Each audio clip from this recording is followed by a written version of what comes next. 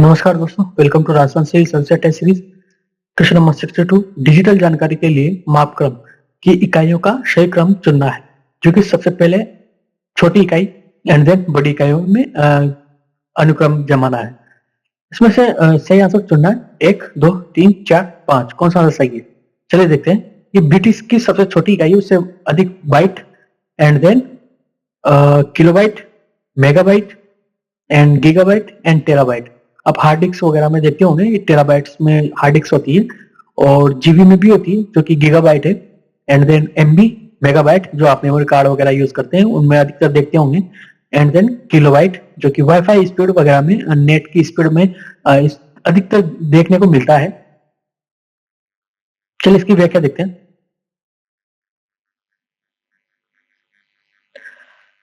Bit जो कि 0 और 1 बाइनरी फॉर्म में इसको नापा जाता है। बाइट 1 बाइट 8 बिट्स के बराबर होती है और किलोबाइट 1024 बाइट्स के बराबर होती है। मेगाबाइट 1024 किलोबाइट के बराबर होती है। गीगाबाइट 1024 मेगाबाइट के बराबर होती है। इसी तरह terabyte, petabyte, exabyte, zettabyte, yottabyte.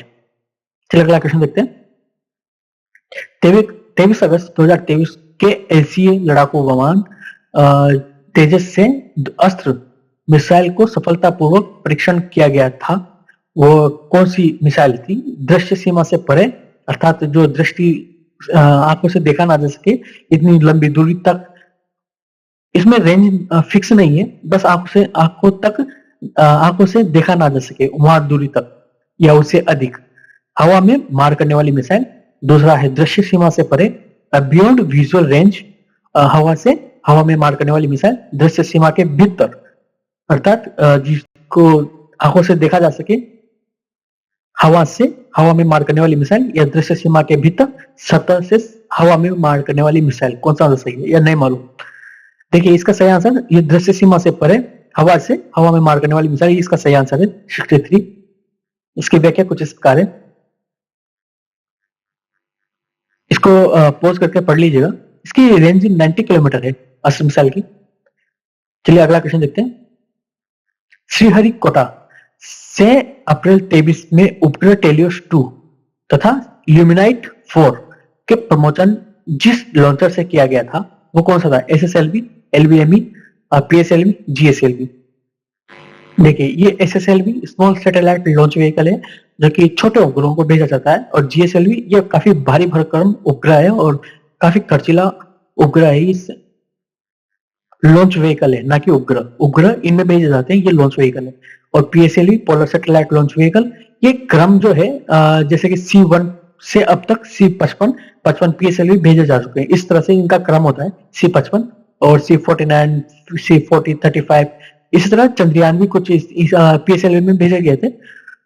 इसी तरह इनके भी क्रम है, एफ में भी क्रम है, एन में भी क्रम है और डी में भी क्रम है। चलिए इसकी व्याख्या देखते हैं।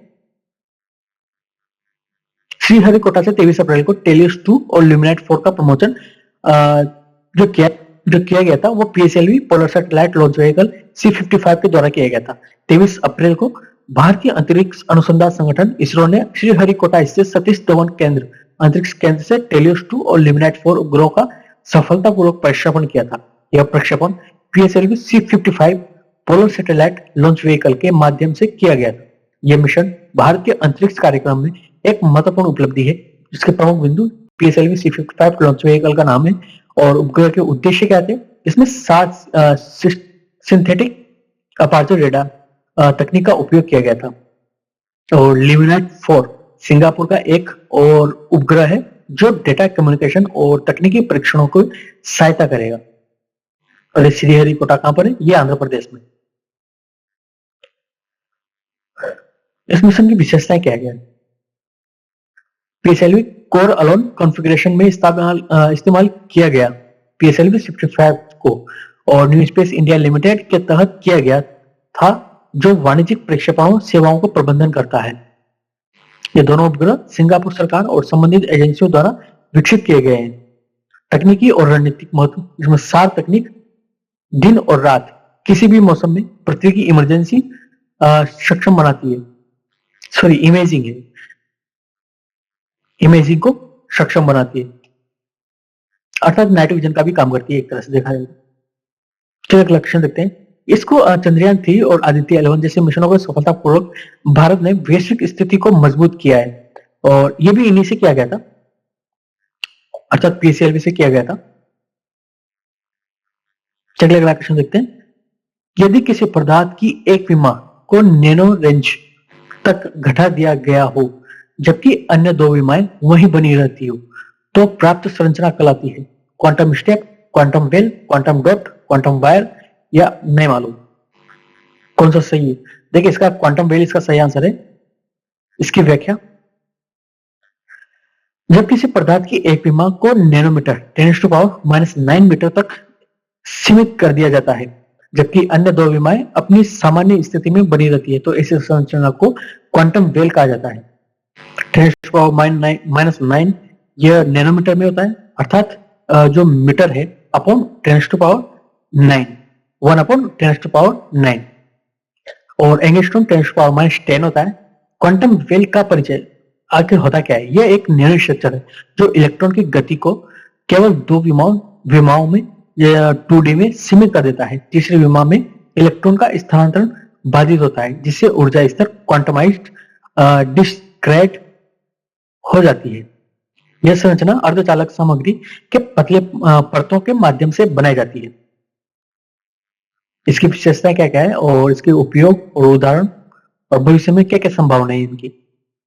इसकी विशेषताओं में क्वांटमाइज्ड ऊर्जा स्तर, नियंत्रित प्रकाशीय गुण, अर्धचालकों में इनका उपयोग और इनका उदाहरण। यदि एक अर्धचालक परत को कुछ नैनोमीटर तक पतला कर दिया जाए और इसे एक अलग सामग्री के बीच में रखा जाए, तो यह क्वांटम वेल का निर्माण करेगा।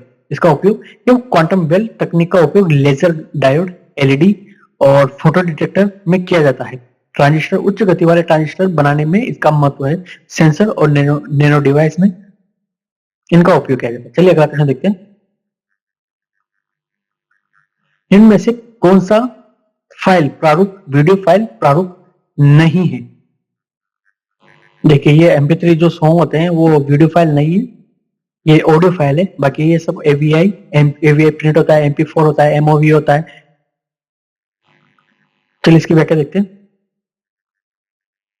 MKV, AVI और MP4।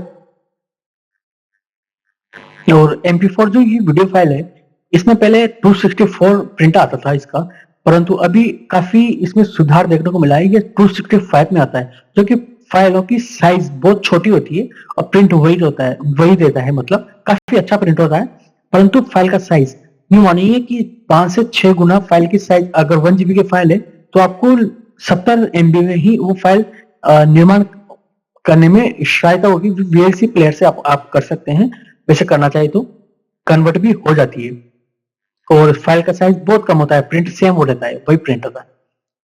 चलिए अगला क्वेश्चन, इसके बारे में वेब M है एक, और इसके अलावा HEVC प्रिंट होता है। ये 265 होता है, जिसमें 4K और 8K वीडियो, ये काफी गजब की ब्राइटनेस होती है।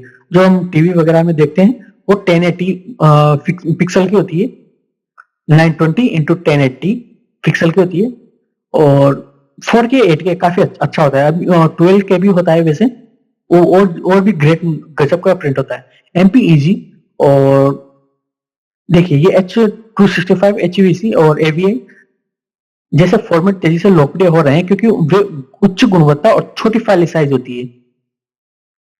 चलिए अगला क्वेश्चन देखते हैं।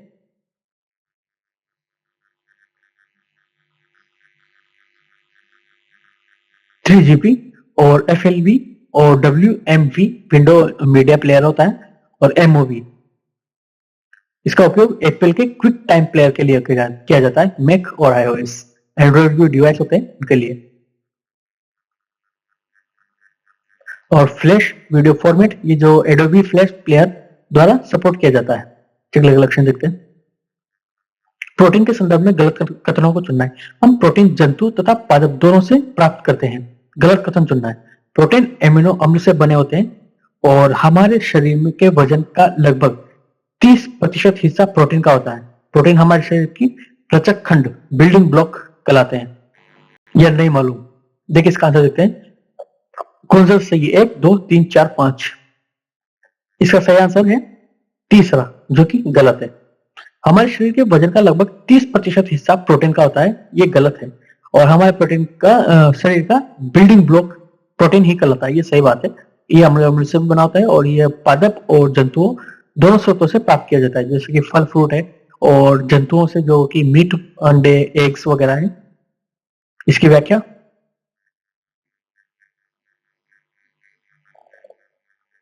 इसको पॉज करके पढ़ लीजिएगा। प्रोटीन के बारे में प्राइमरी, सेकेंडरी और टर्शरी संरचना होती है और क्वाड्रेटिक संरचना होती है। और इसका सारांश एमिनो एसिड से शुरू होकर उनकी विशिष्ट संरचनाएं प्राइमरी, सेकेंडरी और टर्शरी और क्वार्टरी के माध्यम से प्रोटीन का अंतिम कार्यात्मक रूप बनाती है। प्रोटीन के रूप में ब्लड ग्रुप ओ वाले व्यक्ति की लाल रक्त कोशिकाओं में निहित समूहजन एंड एग्लूटिनोजन एग्लूटिनोजन है। ए, बी या बी, न तो ए न बी, केवल ए या नहीं मालूम। देखिए इसका सही आंसर है ये न तो ए है न ही बी है। चलिए पूरी व्याख्या देखते हैं, व्याख्या सब समझ में आ जाएगा। एंटीजन और एंटीबॉडीज कहाँ होते हैं, जो कि एंटीजन आरबीसी की सतह पर होते हैं और एंटीबॉडीज प्लाज्मा में होते हैं। आप सेंट्रीफ्यूगल फोर्स के द्वारा इन दोनों को अलग कर सकते हैं। प्लाज्मा अलग जो पानी की तरह अलग हो जाता है और आरबीसी वो अलग हो जाती है, जो कि कलर फॉर्म में, रेड कलर फॉर्म में होती है। ब्लड ग्रुप ओ ना तो इसमें ए होता है ना ही बी होता है। बाकी ब्लड ग्रुप के बारे में स्क्रीन पर पॉज करके आप पढ़ लीजिएगा। अगला क्वेश्चन, निम्न रोगों में से कौन सा रोग जीवाणुवीय रोग है? जीवाणु वाला है। डिप्थीरिया, प्लेग, निमोनिया, डेंगू, नहीं मालूम। कौन सा इसका सही आंसर है? 1 2 3 4 5। चलिए इसका आंसर देखते हैं। इसमें नहीं है, जीवाणुवीय रोग नहीं है। डिप्थीरिया है, प्लेग भी है, निमोनिया भी है, डेंगू नहीं है। चलिए व्याख्या देखते हैं डेंगू रोग के बारे में। ये एक जीवाणु वायरल वायरल वायरस वाला है, प्लेविरोइड। ये एडिस मच्छर के काटने से होता है। इसमें तेज बुखार, सिरदर्द, आंखों में पीछे आंखों में दर्द होता है, मांसपेशियां, जोड़ों में दर्द, चकत्ते, उल्टी, मछली, जी घबराना, त्वचा पर लाल चकत्ते होना और कभी कभार रक्तस्राव भी होता है। इसकी रोकथाम, मच्छरों से बचाव। और डेंगू के प्रमुख चार, डेंगू क्लासिक, हेमोरेजिक बुखार, शॉक सिंड्रोम और विभिन्न स्ट्रोक। अगला क्वेश्चन, प्लाज्मोडियम की प्रजाति जो घातक मलेरिया का कारण बनती है वो कौन सी है? Vivax, falciparum, ovale, malariae. इसका सही आंसर कारण बनती है फाल्सिफेरम, इसका सही आंसर है, जो कि एक इसकी ग्रोथ का एक स्टेप्स है। विवेक्स भी एक स्टेप ही है। प्लाज्मोडियम, फाल्सिफेरम और मलेरिया। फाल्सिफेरम प्लाज्मोडियम जो मलेरिया का सबसे खतरनाक कारण है, जो कारण क्या है, जो विश्व भर में मलेरिया का अधिकतम मामले इसे में देखने को मिलते हैं। प्लाज्मोडियम जीनस का एक प्रकार है जो प्रोटोजोआ के कारण है। प्रोटोजोअल डिजीज है।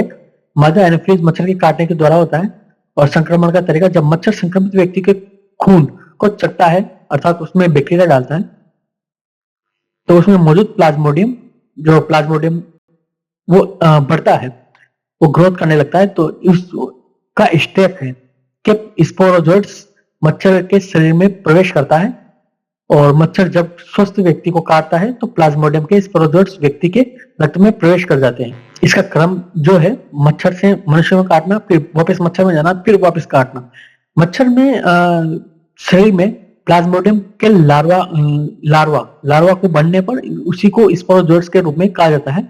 ये मच्छर के लार्वल ग्रंथि में फैलता है। मनुष्य स्पोरोजोइट्स शरीर में प्रवेश करते हैं और यकृत, लीवर में संक्रमित करते हैं, जहां ये रक्त कोशिकाओं में रूपांतरित होते हैं।